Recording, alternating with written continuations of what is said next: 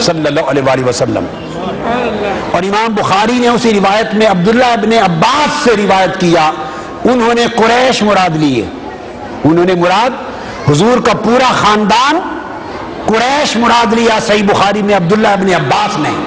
مگر حضرت سعید بن جبیر نے خاص کیا اور امام بخاری نے ان کا قول نقل کیا، فرمایا انہوں نے کہا کہ قربہ سے مراد آل محمد ہے۔ آقا علیہ السلام نے فرمایا لوگو میں تمہیں اپنے فریضہ رسالت کی ادائیگی پر اپنے لیے کوئی معاوضہ نہیں مانگتا، مگر تمہارے بھلے کی ایک بات کرتا ہوں، تمہارے بھلے کی ایک بات کرتا ہوں، تمہارے لیے، اپنے لیے نہیں، وہ بھی تمہارے لیے،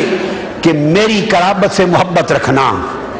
میری اہل بیت سے محبت رکھنا۔ پوچھا گیا یا رسول اللہ من قرابتک، آپ کی وہ قرابت کون سی ہے،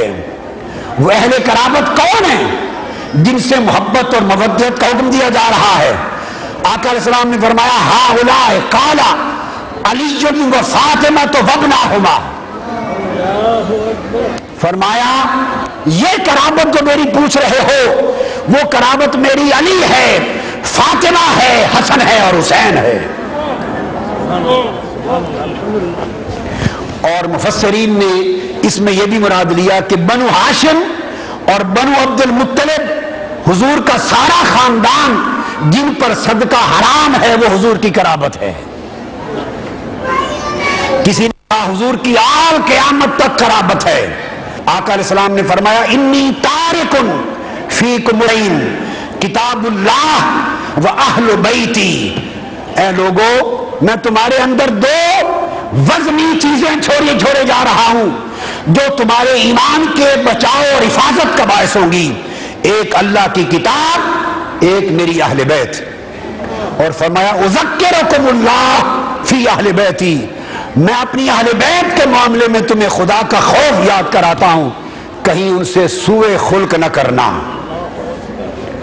اور پھر صحیح مسلم میں دوسری روایت میں آقا نے فرمایا کہ اگر ان دونوں کو اکٹھا تھامے رکھو گے تو کبھی گمراہ نہیں ہوگے،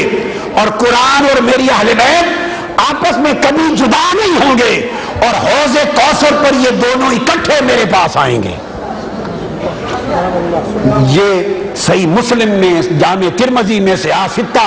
اور کثیر کتب میں اسناد صحیح کے ساتھ احادیث صحیحہ ہیں۔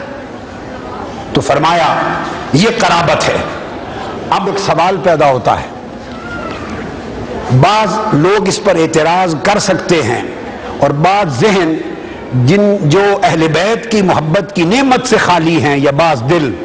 ان دلوں یا ذہنوں میں ایک خیال آتا ہے، حضور علیہ السلام کی شان اقدس میں تنقیص کے لیے معاذ اللہ خیال آتا ہے، وہ یہ کہ پہلے تو فرمایا کہ قل لا اسألکم علیہ اجرا، کہ میں تم سے کوئی اجر نہیں مانگتا اس رسالت کے فریضے کی ادائیگی پر اور احسان رسالت پر، اجر نہیں مانگتا۔ پھر الا المودۃ فی القربہ،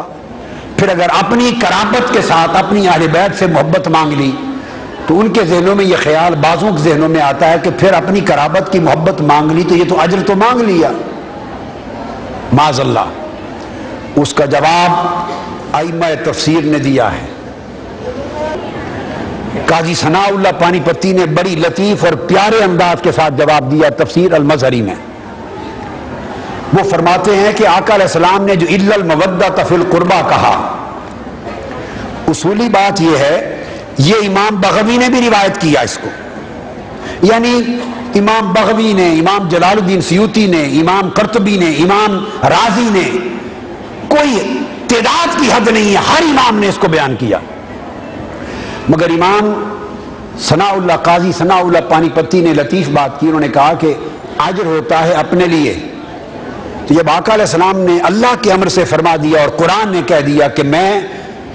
قل لا اسألکم علیہ اجرا، اس پر میں اجر نہیں مانگتا، تو اجر کی نفی ہو گئی۔ اب کسی مسلمان کے ذہن میں کسی قسم کے بھی اجر کا خیال اللہ کے بعد نہیں آنا چاہیے، اجر ہوتا ہے اپنے لیے۔ تو اب سوال پیدا ہوتا ہے کہ جب اپنے لیے تو اجر کی نفی پہلے ہی کر دی، اجر کی نفی پہلے کر دی اللہ کے اذن سے، تو سوال یہ ہوا کہ جو اپنے اہل بیت کی محبت مانگی وہ حضور نے اجر نہیں مانگا، وہ اجرت تو نہیں ہے۔ فرماتے ہیں وہ جو اہل بیت کی محبت بتائی وہ حکم دیا، اجر نہیں مانگا، امت کو حکم دیا، فرمایا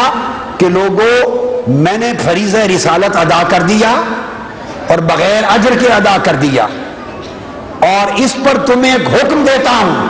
کہ میری اہل بیت کی محبت کا دامن تھامے رکھنا، اور یہ تمہارے بھلے کی بات ہے، کیونکہ میری اہل بیت سے وابستہ رہو گے تو کبھی گمراہ نہیں ہونے پاؤ گے۔ عشق سر وہ سمن